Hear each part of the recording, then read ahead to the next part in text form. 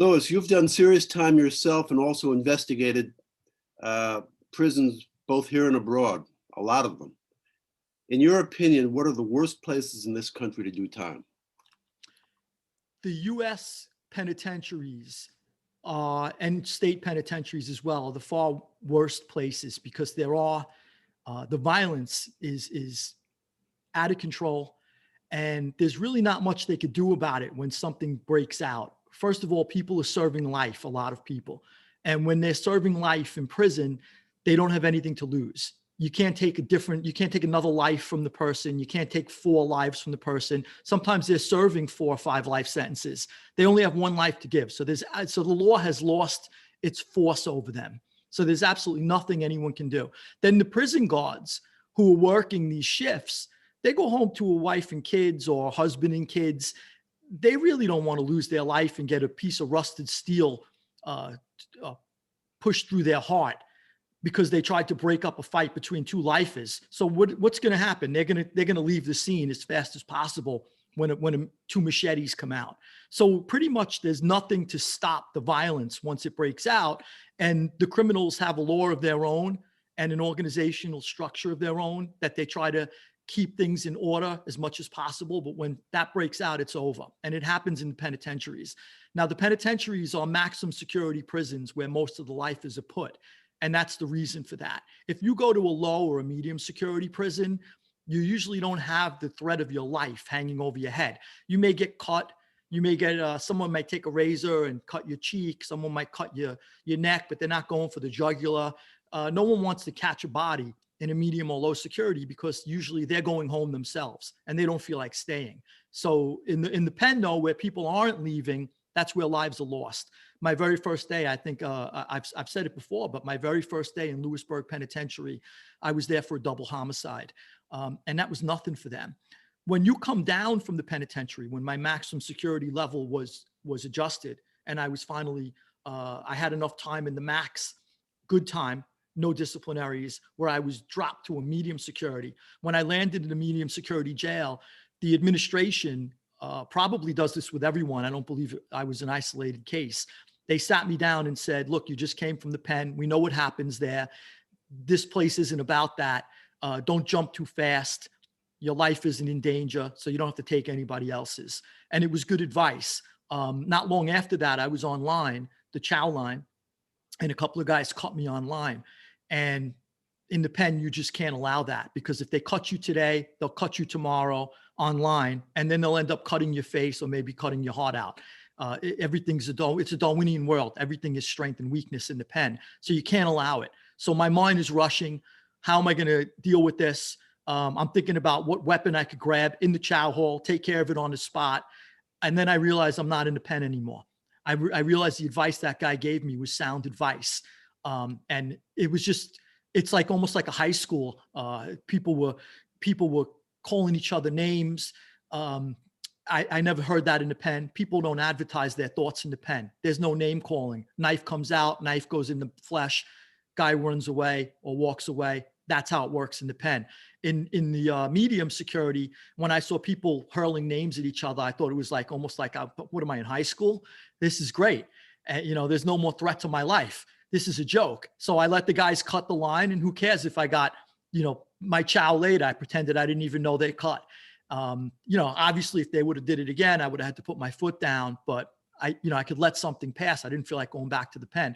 People who aren't able to make those adjustments, and it often happens when guys come down from the pen and they end up in a medium security, they get sent right back to the pen within a week or two because they're unable to make that slight adjustment that I was able to make. They're unable to see that they're in a lesser security place with guys that aren't as serious, and they move on somebody quick. Somebody might cut them online and they grab a pencil and stick it in the guy's eye. Next thing you know, they're on a bus back to the pen. It happens all the time. So that's sort of like there's constant adjustments you have to make when you go from one prison to another.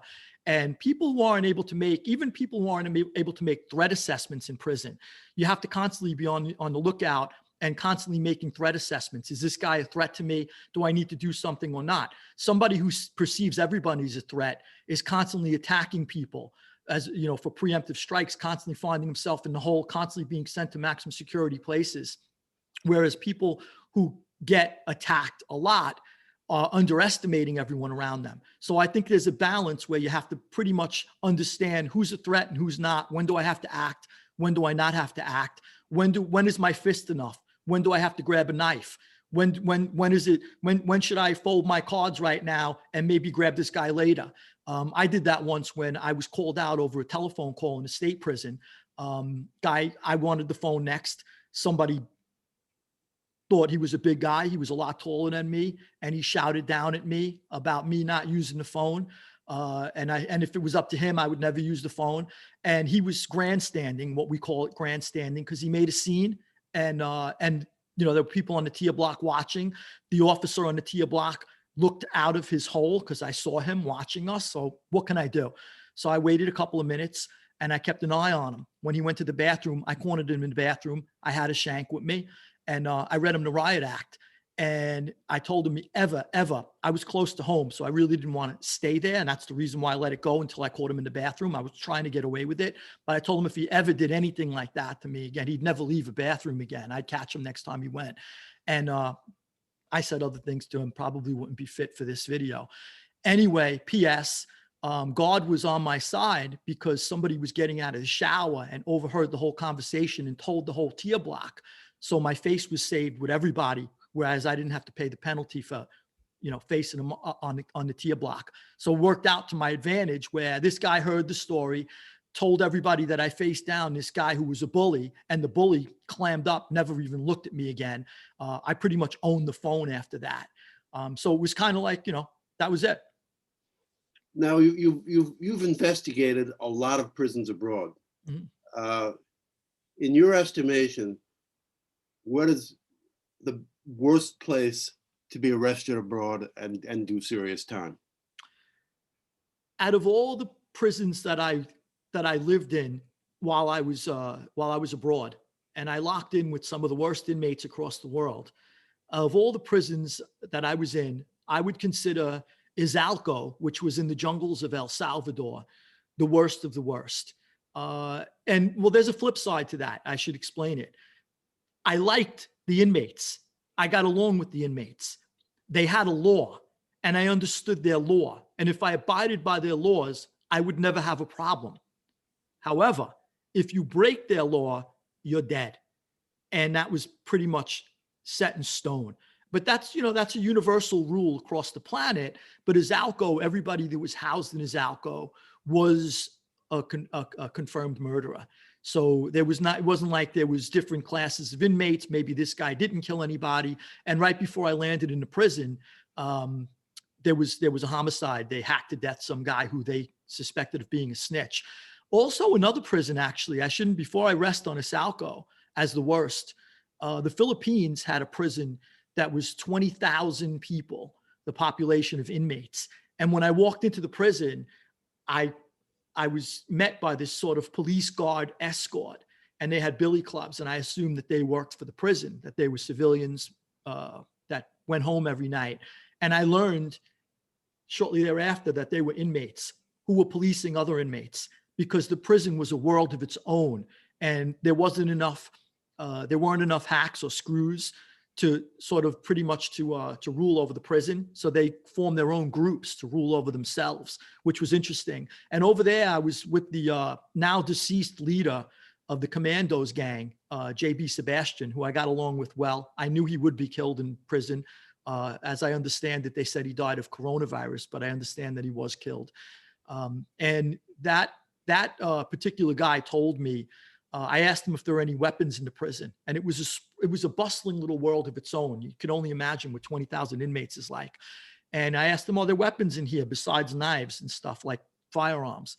And he said, I would blow your mind. We have to cut the cameras and we'll take a walk. Let's take the wires off. I said, sure. Told me there are guns, machine guns, everything you could think of, hand grenades inside the prison. And after we had left, one of the rival gang members, or another gang member, I should say, there was 12 of them that ruled the prison, 12 gangs, 12 gang members that ruled the prison. Not exactly the 12 tribes of Israel, but a rough group. And these guys were beefing over something or another. And the very spot where him and I talked, one of that gang leaders had a beef with somebody else inside the prison. The guy went back to his prison cell, got a handgun, came out and blew his brains out inside the prison, the spot where we were standing, within like a week of us talking. So that gives you an idea of how dangerous the inside of that prison is.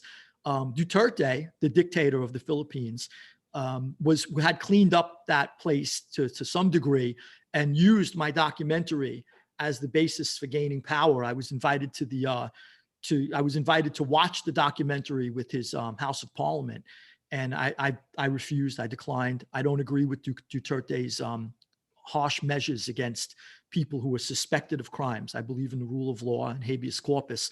And as I understand it, in an effort to clean up the country, he was not only locking up criminals, but he was also gunning them down. And if you happen to be the younger brother who was standing with somebody else, or an innocent person, or a girlfriend, and you were in the way of the bullets, so be it. Casualties of war. I don't agree with that. I think people who have power should be more responsible. Although I do understand it that Duterte cleaned up the country a great deal, and they do like him there because the country was in such a mess before him.